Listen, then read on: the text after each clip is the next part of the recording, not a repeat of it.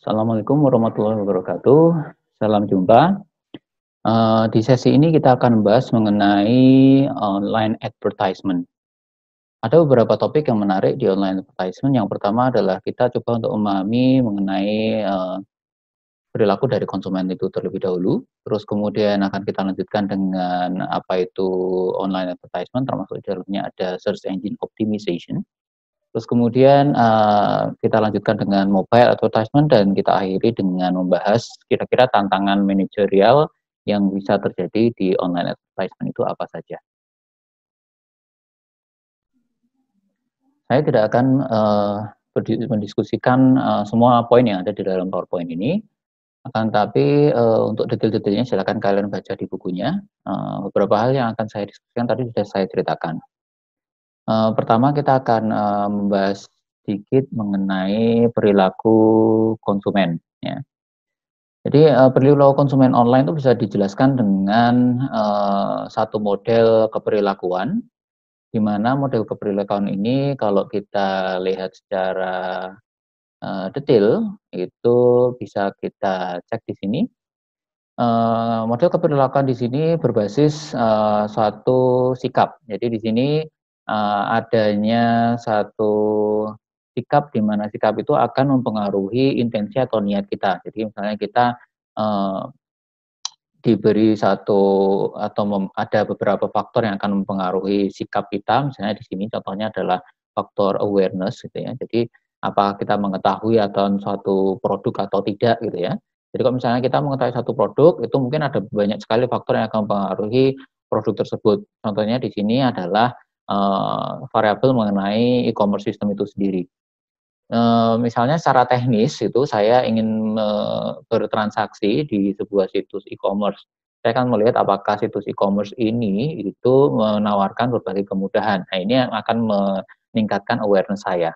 Nah, awareness saya itu kemudian akan membangun satu sikap, di mana kemudahan-kemudahan yang ditawarkan satu e-commerce itu apakah akan membangun sikap positif atau sikap negatif dari yang saya lakukan.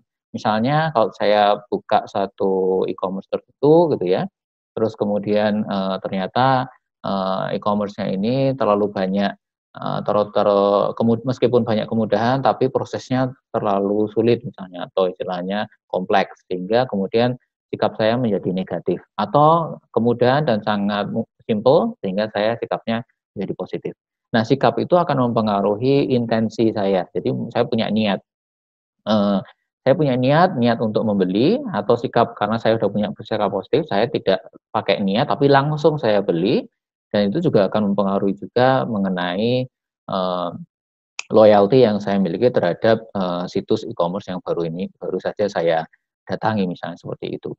Nah, kalau kita lihat secara umum, model, keperilakuan ini dipengaruhi oleh beberapa faktor yang lain. Di sini ada karakter dari konsumen, terus kemudian ada faktor lingkungan, terus kemudian juga ada, faktor dari, tokonya itu sendiri, dan mungkin kalau pakai intermediary misalnya pakai Tokopedia atau Bukalapak gitu ya, itu pakai pasar gitu ya, pasar online itu juga pasar online-nya itu juga merupakan satu faktor yang bisa mempengaruhi attitude behavior saya.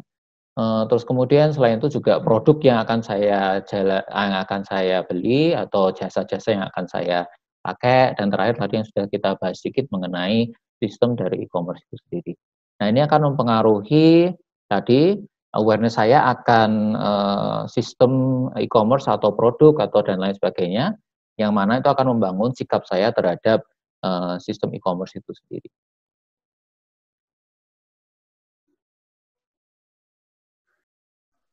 Nah, gunanya apa sih kita perlu memahami, perilaku dari konsumen daring? Yang pertama adalah, dengan memahami konsumen daring, maka kita bisa merevolusi bagaimana kita melakukan, pemasaran. Yang pertama, dulu, pemasaran itu dilakukan secara masif, jadi ada istilahnya adalah mass marketing. Jadi kita tidak peduli siapa konsumen kita, pokoknya kita pasarkan ke semua orang gitu ya, melalui berbagai media. Terus kemudian, seiring berjalannya waktu, perusahaan mulai melihat bahwa yang namanya konsumen itu bisa dikelompok-kelompokkan sehingga muncul yang namanya segmented marketing. Para pemasaran, berdasarkan segmen ini menjadikan pemasarannya menjadi lebih target gitu ya, pada kelompok-kelompok tertentu. Dan yang terakhir dengan memahami perilaku dari konsumen itu menggunakan teknologi dan berbasis internet, gitu ya, itu tidak hanya tersegmentasi, tapi kita bisa melaksanakan pemasaran yang sifatnya pribadi, gitu ya. Jadi personalization atau personalized marketing, ya. Nah, personalized marketing ini melihat bagaimana seseorang itu misalnya menjelajah dunia maya, ya. Jadi misalnya profil saya seperti apa ketika saya menjelajah ke dunia maya, terus kemudian saya histori penjelajahan itu saya kemana saja, ya. Misalnya saya ke sebuah situs e-commerce, itu produk apa saja yang sudah saya lihat gitu ya, atau yang saya minati, itu semuanya tercatat di yang namanya cookies. Nah, cookies ini akan dikelompokkan oleh situs yang mana saya datangi, gitu ya. Jadi situs cookies ini isinya adalah data-data personal yang tadi sudah saya lakukan, misalnya perilaku saya ketika saya menjelajah dunia maya. Nah, di dalam cookies ini semuanya tersimpan perilaku saya sehingga otomatis itu akan dapat digunakan oleh perusahaan untuk melakukan personalized marketing atau istilahnya adalah one to one marketing. Nah, selain lihat dari one to one marketing ini, itu bisa dilakukan juga melalui analisis keperilakuan yang dimiliki oleh seseorang. Sehingga misalnya saya sedang berminat terhadap musik, kemudian saya browsing atau saya menjelajah di dunia maya berbagai alat musik. Nah, terus kemudian pada saat saya membuka satu situs, maka tampilan pertama yang saya dapatkan itu adalah promosi alat-alat musik. Itu karena situs itu sudah melihat ke cookies yang tadinya saya yang sudah tersimpan, untuk kemudian dia akan langsung melihat, oh ini perilakunya sedang menjelajah alat-alat musik, misalnya seperti itu.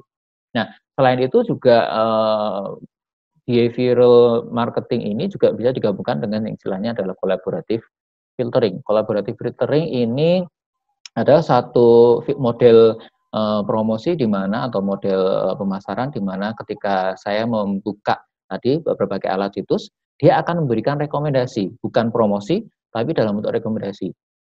Misalnya kalau saya belanja sesuatu di satu situs toko itu, terus kemudian di bawahnya mungkin akan muncul, mungkin Anda tertarik dengan produk ini karena Anda sudah melihat-lihat produk musik tadi misalnya. Jadi saya misalnya buka produk musik semuanya, misalnya gitar, terus kemudian di sini mungkin Anda tertarik dengan buku musik, sehingga seperti itu. Jadi dia akan melihat ke istilahnya collaborative filtering.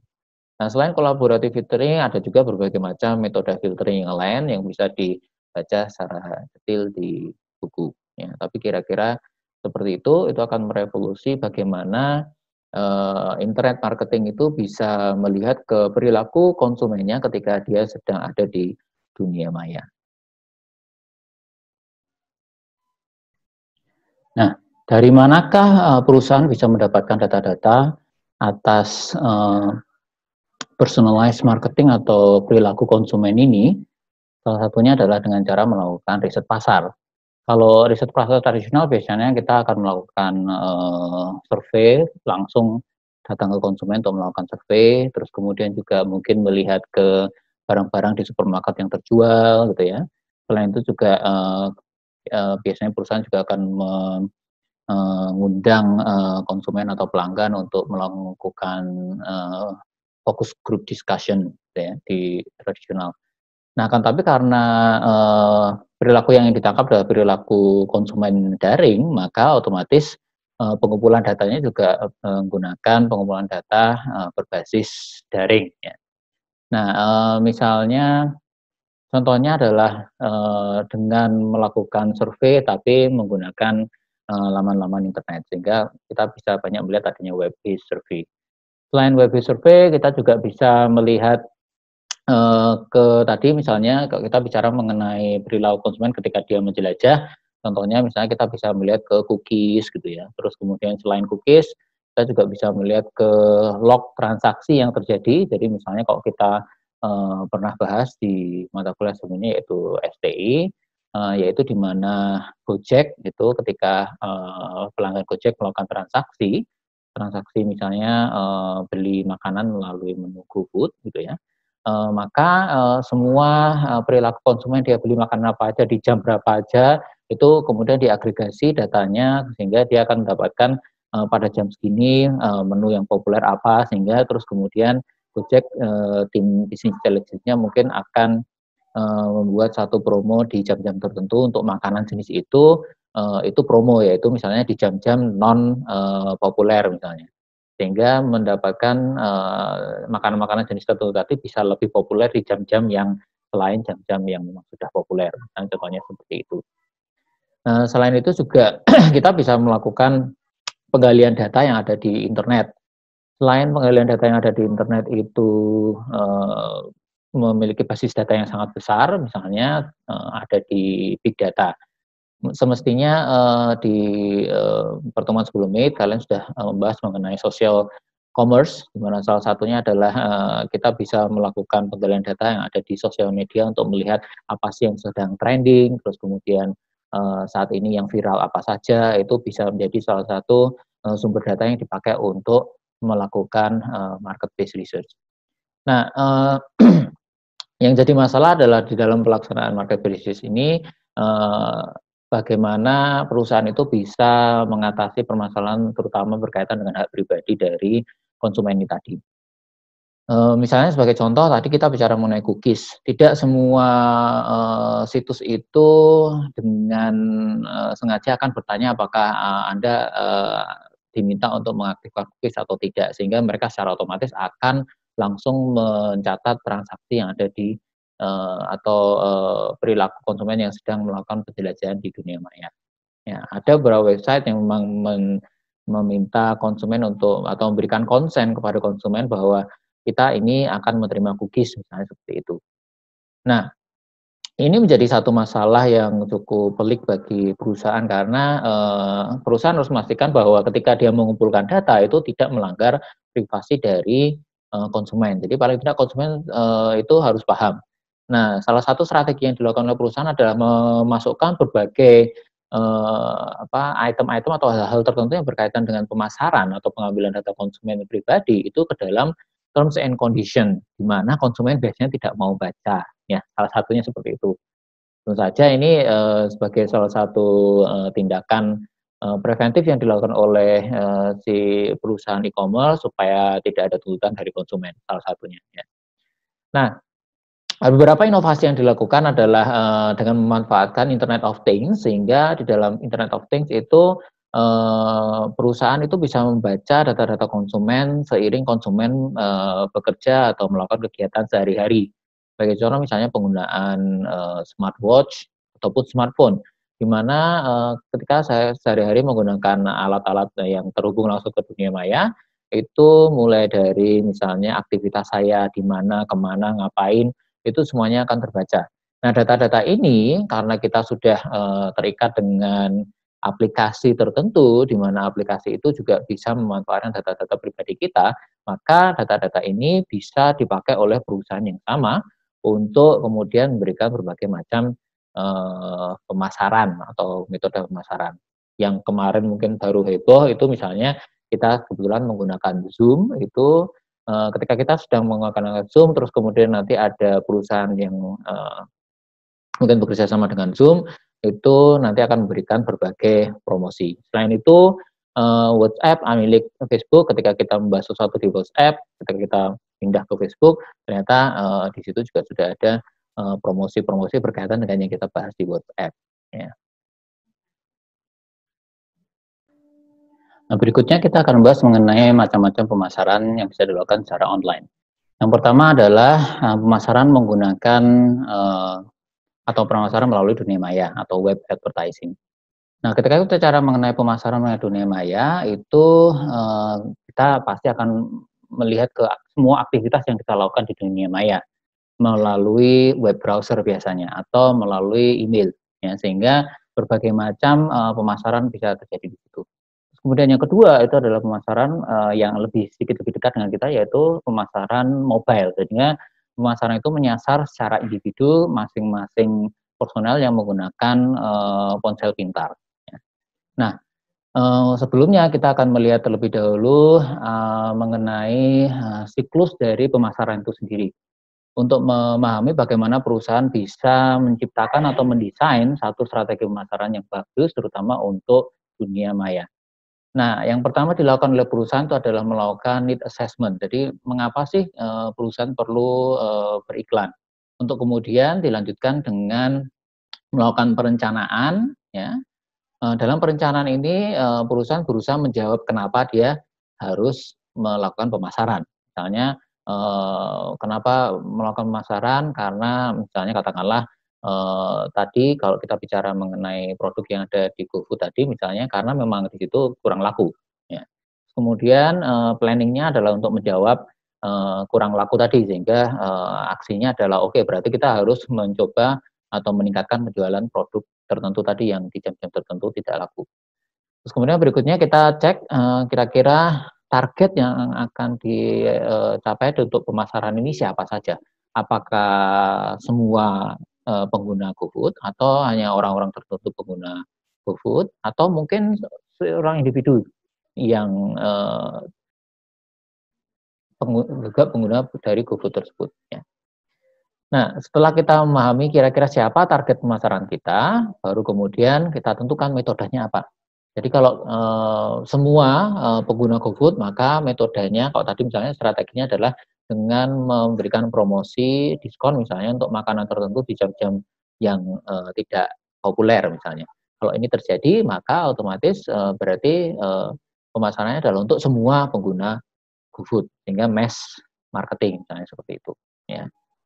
Nah, sehingga kita akan kemudian metodenya apa? Oh ya tadi menggunakan promosi diskon misalnya. Jadi, menggunakan banner diskon yang ada di, aplikasi Gojek seperti itu. Nah, terus kemudian setelah kita ada perencanaan dan sudah menentukan metodenya, kita, laksanakan, ya. Setelah kita laksanakan, nanti kita ukur dan kita analisis hasilnya bagaimana. Apakah terus kemudian makanan yang tadinya di jam-jam tertentu tidak populer menjadi laku, yang sebelumnya tidak laku, ya. Kira-kira seperti itu. Jadi ini adalah siklus dari, sebuah pemasaran. Nah, nanti kalau masih tidak laku berarti ada pertanyaan lagi kenapa kita perlu pemasaran sehingga dia, melingkar seperti itu. Nah, berikutnya kita akan cek, macam-macam dari web advertisement itu sendiri, ya. Ini tadi, sudah kita bahas sedikit kenapa kita perlu internet advertisement. Kalau kita bicara mengenai traditional advertisement atau pemasaran tradisional itu, jangkauannya tidak atau kurang, luas, terus kemudian juga kalau kita bicara mengenai biayanya sangat tinggi, kita bayangkan kalau kita iklan di media massa, iklan di, televisi itu sampai miliaran. Kalau kita taruh banner di satu website atau kita, apa namanya, misalnya kirim email atau bahkan menggunakan search engine optimization itu jauh lebih murah, ya. Sehingga banyak sekali alasan kenapa, kita memilih, web advertisement dibandingkan dengan yang, traditional advertisement. Tapi tentu saja, tergantung dari, tadi target, ya. Sehingga kalau kita bicara mengenai targetnya siapa, misalnya kita bicara targetnya itu adalah orang-orang yang mungkin, lebih sering jalan-jalan, jarang melihat ke komputer, jarang online, jarang melihat smartphone, mungkin, tradisional lebih bagus dibandingkan dengan, misalnya kaum milenial yang mana-mana bawa handphone, harus selalu terakses ke internet dan seterusnya, ya. Nah, kalau kita sudah tahu kenapa kita, memerlukan yang namanya web advertising, maksudnya kita lihat macam-macam web advertising itu apa saja, ya. Kalau di sini kita lihat sebenarnya kalau kita bicara mengenai advertisement, methods yang ada di internet, itu pertama kita bisa menggunakan misalnya banners, ya. Jadi banner itu bisa taruh di mana pun, di situs bisa, di video bisa gitu ya, terus di search engine juga bisa, bahkan di email juga bisa dikirim, ya. Oleh karena itu banner ini cukup umum. Yang lebih khusus adalah misalnya dengan melalui, pop-up, ya, sehingga ketika kita membuka satu situs muncul pop-up yang kadang mengganggu tapi isinya adalah iklan, ya. Terus kemudian berikutnya email jelas, kita bisa menerima email-email kalau kita misalnya berlangganan, untuk mendapatkan promosi maka kita otomatis akan selalu mendapatkan email. Bahkan kalau kita tidak berlangganan pun kita tetap dikirim yang namanya advertisement email. gitu ya. Nah, berikutnya yang cukup populer saat ini adalah penggunaan, search engine optimization dan, iklan di video. Karena sekarang banyak sekali, video streaming yang tentu saja apalagi pada saat ini kita mungkin banyak sekali menggunakan jasa video streaming. Nah, SEO atau search engine optimization ini adalah satu, strategi yang biasa dipilih oleh perusahaan, biasa, perusahaan besar maupun perusahaan-perusahaan kecil ataupun startup gitu ya. Perusahaan perintis ini biasanya juga ada memilih SEO untuk, untuk mengiklankan jasa maupun produk yang dia miliki. Karena SEO ini adalah salah satu tujuan populer utama di mana konsumen itu akan melakukan penjelajahan dunia maya. Yang dia lakukan pertama kali adalah tidak langsung ke situs, tapi dia mencari terlebih dahulu, melakukan pencarian. Nah, SEO ini sendiri, prosesnya kira-kira seperti ini. Jadi, pertama kita sudah punya website gitu ya. Nah, berikutnya adalah karena dia berdasarkan pencarian, maka yang perlu kita tentukan adalah kata kunci.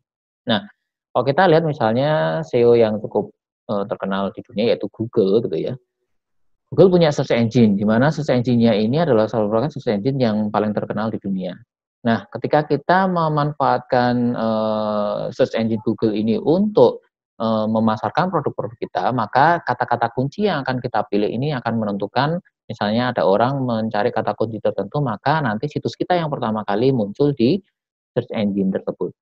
Nah, oleh karena itu Google, melakukan pelelangan kata-kata kunci ini tadi. Kata-kata kunci populer, memiliki harga yang jauh sangat tinggi dibandingkan dengan kata-kata kunci yang kurang populer, misalnya seperti itu. Nah, kalau kita sudah punya kata-kata kunci, kita submit ke Google, nanti dari situ otomatis, akan muncul di, eee, search engine ketika seseorang mencari kata kunci tertentu itu. Semakin, banyak kata kunci yang kita beli atau dari pelelangan yang diberikan oleh Google, maka akan semakin banyak pula situs kita akan muncul di search engine tersebut apabila kata kunci itu dicari. Nah, kemudian yang terakhir adalah dengan menggunakan tadi video advertisement.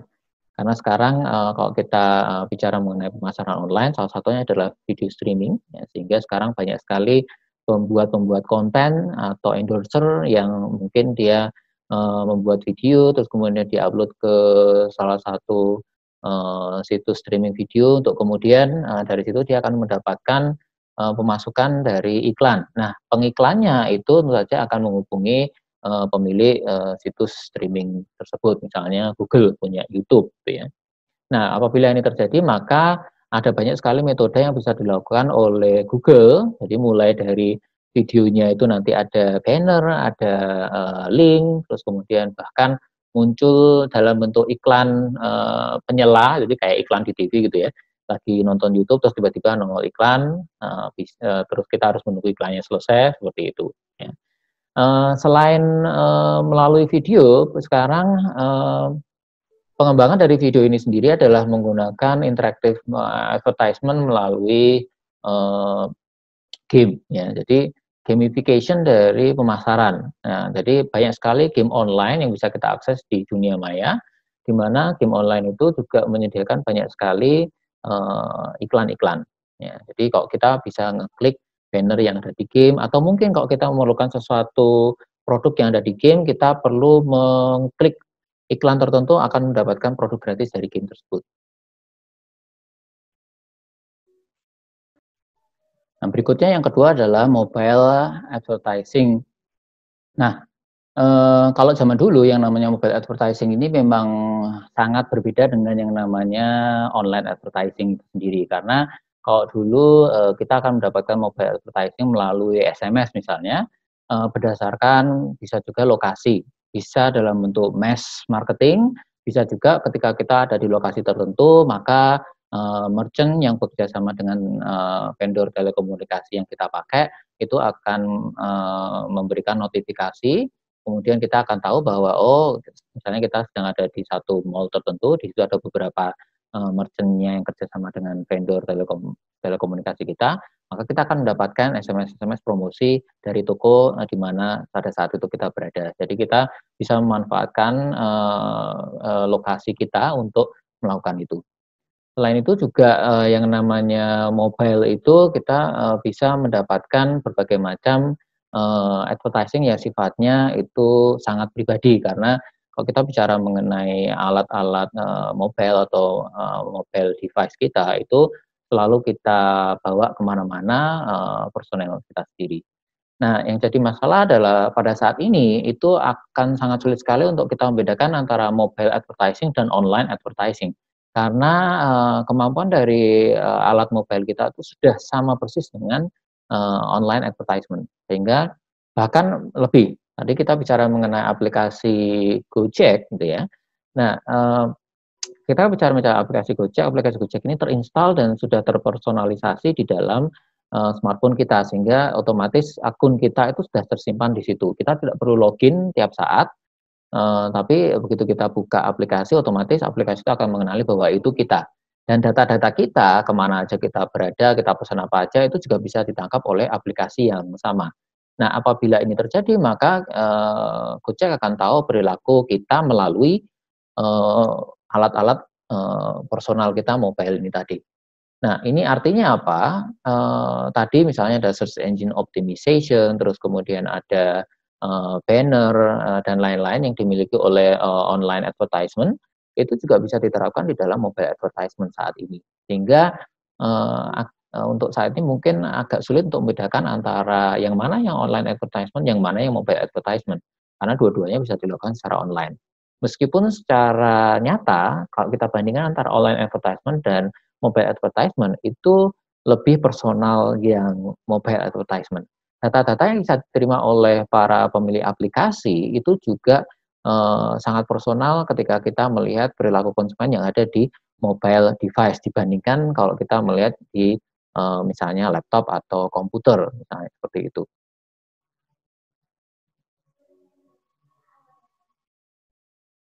Nah, terakhir kita akan membahas sedikit mengenai permasalahan, manajerial yang mungkin terjadi pada saat kita akan melaksanakan, eee, online advertisement.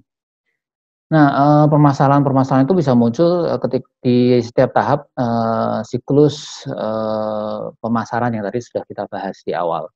Dimulai dari mengidentifikasi masalah itu ya, itu menjadi satu permasalahan bagi manajemen. Ini sebenarnya kenapa sih, kita memerlukan yang namanya online advertisement, itu cari masalah terlebih dahulu. Untuk berikutnya kemudian, memilih targetnya itu siapa, gitu ya.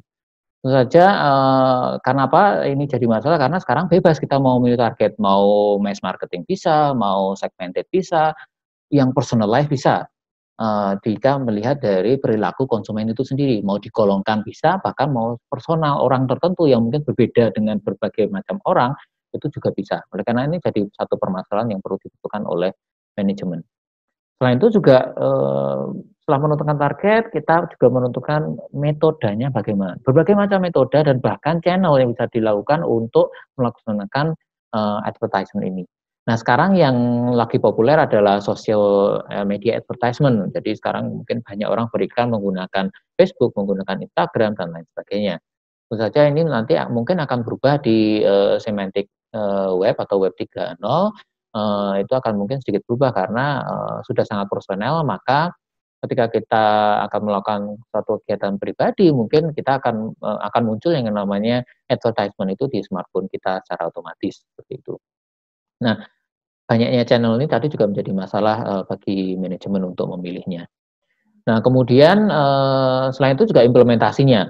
Bagaimana pada saat implementasi itu akan memunculkan berbagai masalah karena dia harus melakukan riset pasar, terus kemudian bagaimana dengan hak-hak pribadi konsumen, menjaga hak pribadi konsumen itu bagaimana caranya, berbagai tantangan ini akan jadi, isu yang mungkin harus dijawab oleh manajemen, ya. Dan terakhir tentu saja ketika dia sudah melaksanakan, dia harus mengevaluasi lagi, kira-kira, apakah sudah efektif atau belum, kegiatan pemasaran online atau menggunakan mobile yang sudah dia lakukan saat itu. Nah, itu menjadi tantangan bagi manajemen yang harus dijawab untuk, melaksanakan, pemasaran online.